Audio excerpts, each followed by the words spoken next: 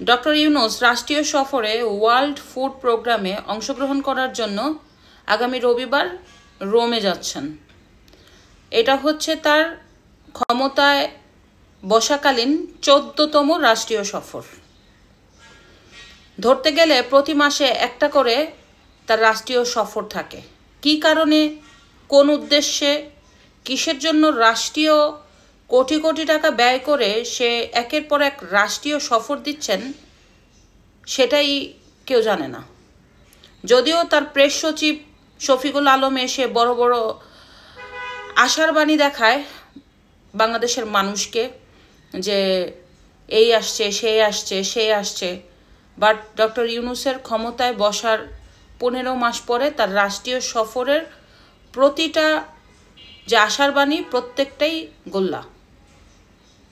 কয়েকদিন আগে প্রায় 104 জনের বিশাল বহর নিয়ে সে জাতিসংঘের অধিবেশনে যোগদান করল, যেখানে তার 2 কন্যা ছিল, 17 জন তার ব্যক্তিগত বাহিনী ছিল, এরপরে বিভিন্ন উপদেষ্টারা ছিল। সেই সাথে বাংলাদেশের ইতিহাসের রেকর্ড ভেঙে এই প্রথম জাতিসংঘের অধিবেশনে কোনো রাজনৈতিক নেতা গেল, যাদের বিমানের টিকিটের খরচ, থাকা খাওয়া, ঘোরাফেরা মিলিয়ে প্রায় রাষ্ট্রীয় কোষাগারের কোটি কোটি টাকা ব্যয় হয়েছে। আসলে কি এমন ওইখান থেকে উদ্ধার করে নিয়ে আসলো সেটাই কেউ জানে না। তো এই জাতিসংঘের অধিবেশনে 104 জনের যে বহর, এর মধ্যে পলিটিক্যাল নেতারা গেল, বিএনপির নেতা এবং জামাতের নেতা, সেই সাথে এনসিপির নেতা। বিএনপি কিংবা জামাতের নেতা যেতে পারে, কারণ তারা সম্ভাব্য বাংলাদেশের ক্ষমতায় যেতে পারে। কিন্তু এনসিপির নেতাদের ওখানে কি কাজ? তারা কি জুলাইয়ের নেতা হিসাবে গেল, নাকি আসলে কোনো দলের নেতা হিসাবে গেল? যদি জুলাইয়ের নেতা হিসাবে যায় সেটা এক সাবজেক্ট, কিন্তু যদি এনসিপির নেতা যায় তাহলে তার থেকেও এনসিপির থেকে অনেক গ্রহণযোগ্যতার দল বাংলাদেশে আছে, অনেক বড় দল আছে, এবং এনসিপির থেকেও ভালো মানের নেতারা অনেক দলই আছে। কিন্তু ডক্টর ইউনূস সবসময় ওইসব দলকে বাদ দিয়ে এনসিপিকে প্রায়োরিটি দেয়,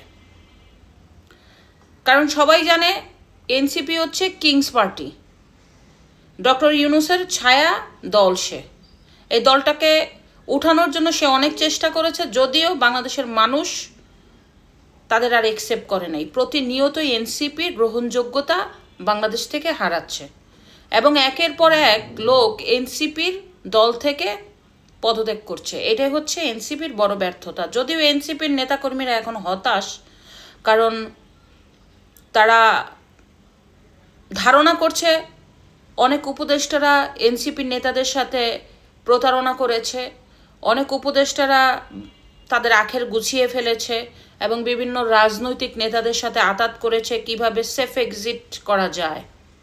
যাই হোক, একের পর এক সফর। এই সফরে গিয়ে ডক্টর ইউনূস শেষ পর্যন্ত কি আনতে পারতেছে কেউ জানে না, কারণ আন্তর্জাতিক মহলের থেকে বাংলাদেশকে অন্য চোখে দেখে। ধীরে ধীরে বাংলাদেশিদের জন্য উন্নত দেশের ভিসাগুলি বন্ধ হয়ে যাচ্ছে, এমনকি পূর্ব এশিয়ার যে দেশগুলি, দুবাই, মালয়েশিয়া, ওমান, কাতার, এই দেশগুলিও বাংলাদেশে লেবার ভিসা দিতে সংকোচ ফিল করছে। এই যে বাংলাদেশের নাগরিকদের জন্য একের পর এক ভিসা বন্ধ হয়ে যাচ্ছে, এটা বাংলাদেশের জন্য একটা বিপদ সংকেত। শুধু তাই না, অনেক রাষ্ট্র থেকে উন্নত রাষ্ট্র থেকে বাংলাদেশে তাদের নাগরিকদের ভ্রমণে নিষেধাজ্ঞা দিচ্ছে। বিশেষ করে কানাডায় অলরেডি প্রজ্ঞাপন জারি করেছে। কানাডার নাগরিকদের জন্য পার্বত্য চট্টগ্রামে একেবারেই রেড অ্যালার্ট, তারা যাতে ওই অঞ্চলগুলিতে না যায়। ডক্টর ইউনূস রাষ্ট্রীয় কোষাগারের টাকা ব্যয় করে প্রতি মাসেই যে সফর দিচ্ছে, এই সফরের রেজাল্ট কিন্তু বাংলাদেশের মানুষ পাচ্ছে না। মূলত বাংলাদেশ একটা অস্থিতিশীল পরিবেশের মধ্যে রয়েছে। বাংলাদেশের বেকারত্ব বেড়ে যাচ্ছে, কর্মসংস্থান কমে যাচ্ছে, বিদেশি বিনিয়োগ আসতেছে না, গার্মেন্টস শিল্প বন্ধ হয়ে যাচ্ছে, অর্থনৈতিক অবস্থা খুবই খারাপ। এরপরে কর্মসংস্থান কমে যাচ্ছে, মানুষ ধীরে ধীরে বেকার হয়ে যাচ্ছে, সেই সাথে বাংলাদেশের সাধারণ মানুষের নিরাপত্তা প্রতিনিয়ত বিঘ্নিত করছে, আইন শৃঙ্খলা বাহিনীর পরিস্থিতি অবনতি হচ্ছে। সব মিলিয়ে বাংলাদেশ একটা ছেঁড়াবেড়া অবস্থা। ধারণা করা হচ্ছে একটা জাতীয় সরকার না আসা পর্যন্ত বাংলাদেশের অবস্থা ভালো হবে না।